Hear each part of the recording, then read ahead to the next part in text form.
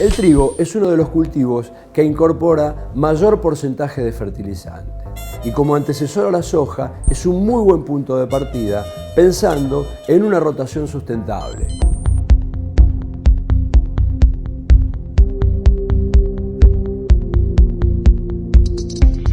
Hay dos tipos de productores. Aquel productor que enfoca rentabilidad solamente, que dice, bueno, a ver, ¿cómo puedo ganar mayor cantidad de pesos por peso invertido?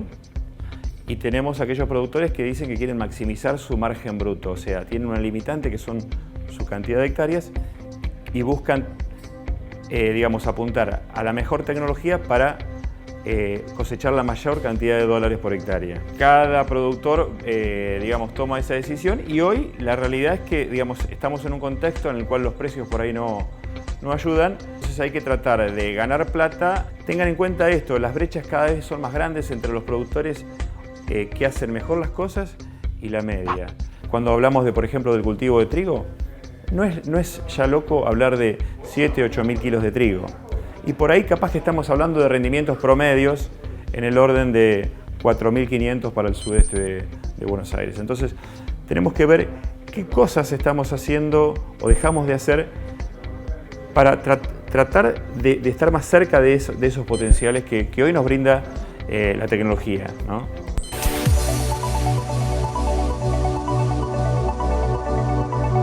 Hoy, cuando tenemos que hablar de los nutrientes para el cultivo de invierno o para trigo y cebada específicamente, hablamos de fósforo, hablamos de nitrógeno, hablamos de azufre y comenzamos a hablar hace unos 2 o 3 años de zinc. Esos son los 4 nutrientes para los cultivos de invierno. La cantidad de cada uno de ellos va a depender de un montón de cosas. Una es de la oferta natural que va a tener cada uno de los lotes donde se va a hacer ese cultivo y también de la potencialidad que tienen esos campos. Digamos, la diferencia entre la potencialidad y la oferta va a ser lo que haya que poner de nitrógeno. Esa cantidad de nitrógeno después hay que ver, o de nitrógeno o de fósforo o de azufre, hay que ver cómo ponerla. Por ejemplo, en fósforo generalmente uno o hace aplicaciones antes de la siembra o en la siembra en el cultivo de fina. En los cultivos, por ejemplo, de soja o de otro cultivo puede adelantarlas a la siembra, como por ejemplo en soja es bastante común ya empezar a pensar en en fertilizaciones de junio, julio, agosto, de invierno.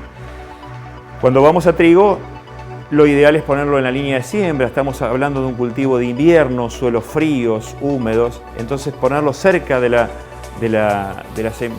semilla, o sea, del sistema radicular, hace que ganemos en eficiencia. El fósforo es el que está en todos los procesos energéticos de la planta. O sea, es como una usina en una fábrica. Y además es el que hace todo el anclaje, o sea, el que desarrolla el sistema radicular. Entonces, cuando uno hace muy bien las cosas con fósforo, también aprovecha mayor cantidad, o sea, explora más superficie y por lo tanto puede sacar más agua del sistema, del suelo, y también aprovechar mejor los otros nutrientes.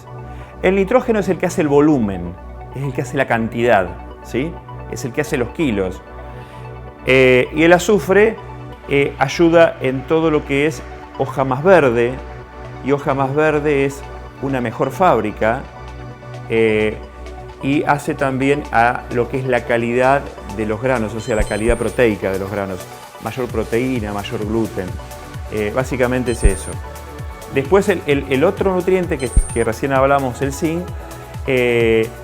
hasta ahora, digamos, está en todo lo que es digamos, la elongación de las células. Entonces todo lo que sea desarrollo más rápido de raíces en una etapa inicial, desarrollo de una espiga, de una mejor espiga, y en todo lo que es la intensidad de verde de la planta, está jugando el zinc.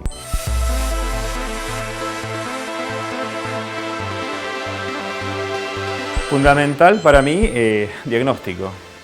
O sea, primero saber qué hay en el suelo, conocer el suelo. Hoy hay un montón de herramientas, saber los nitratos en el suelo, el nitrógeno anaeróbico, el nitrógeno que se mineraliza durante el periodo del cultivo. Hacer franjas testigos para chequear después con SPAD o con otros modelos, con otras de otras formas, si estamos o no quedándonos cortos con nitrógeno. En base a toda esa información y en base a la potencialidad que yo me imagino que voy a tener para este año y para mi lote y mi zona, hago un plan de fertilización. Donde generalmente ese plan de fertilización consta en poner una buena dosis de fósforo. Y hoy cuando pensamos en FINA, en la mayoría del sudeste, no tanto en el sudoeste, pero sí en el sudeste, cuando pensamos en cebada o pensamos en trigo, estamos pensando en que después de eso viene una soja de segunda, ¿sí? Entonces tenemos que pensar en poner el fósforo para el cultivo de FINA más la soja de segunda. Hoy, para que tengan una idea, más o menos una tonelada de soja se lleva 5 kilos de P, que son más o menos 25 kilos de fertilizante, de diamónico. Entonces, si yo voy a cosechar 2 toneladas de soja, necesitaría para esa soja, para ese trigo soja, lo que voy a necesitar para la FINA, más los 50 kilos de la soja de segunda. Entonces, más o menos, un 5.000 kilos de trigo, por ejemplo, me estarían necesitando 80 kilos de diamónico, más los 50 de diamónico que me necesita la soja de segunda. En fin, para hacer un trigo de 5.000 y una soja de 2.000 kilos, necesito alrededor de 130 kilos de diamónico. Después del trigo viene una soja de segunda, normalmente, salvo en el sudoeste, que por una limitante de agua ese doble cultivo no anda. Pero después de ese trigo soja viene una soja de primera.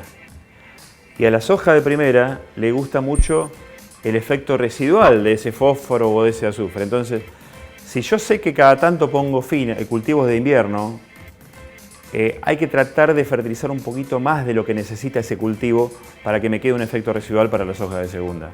Eso es fundamental. O sea, siempre las gramíneas, si metemos trigo, sería trigo, cebada, y si metemos maíz, siempre hay que tratar de fertilizarlas para lo que necesitas cosechar y un poquito más, porque después de eso viene una soja. Cuando uno fertiliza una soja con la dosis normal, 50, 60 kilos, las respuestas a la fertilización están en el orden de los 180 a 250 kilos.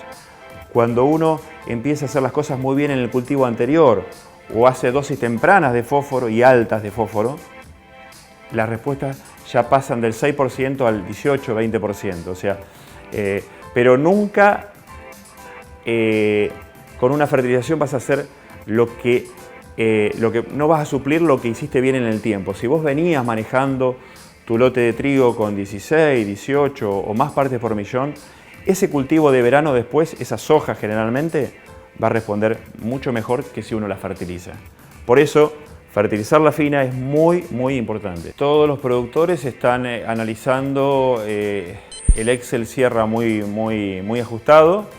Entonces, bueno, cada zona o cada subzona y están compitiendo entre cebada y trigo, básicamente. A ver, en algunos lugares donde tienen afluencia a las malterías, el porcentaje de cebada va a ser más alto. En el sudeste, el trigo que se haga se va a hacer con calidad y la cebada que se haga se va a hacer también con calidad para que por lo menos sea cervecera, porque hay un diferencial de precio importante entre lo que es forrajera, que básicamente te lo limita si es cervecera o forrajera la proteína. A veces te lo limita en condiciones de sequía el tamaño de grano, el calibre, pero en los últimos años, que han sido años húmedos, el porcentaje de proteína, o sea, abajo de 9 o de 9,5 es forrajera y arriba de 9,5 es cervecera. Y después una escala que va desde el 9,5 hasta el 10,5 que castiga, pero te la reciben. Pero hoy uno en esta zona debería hacer un trigo o una cebada de por lo menos 10,5 de proteína, que es lo que necesita la industria o lo que necesita la exportación para comprar y para abastecer la demanda en otros lugares. Desde Bunge, todos los años trabajamos en el desarrollo con distintas instituciones, con asesores privados, con toda la gente que trabaja en el cultivo. Así que nosotros, esa es un poco la idea de Bunge, tratar de generar toda la mejor información para que la pueda ir adoptando el productor y la tengan nuestros clientes, que son los que la van a usar.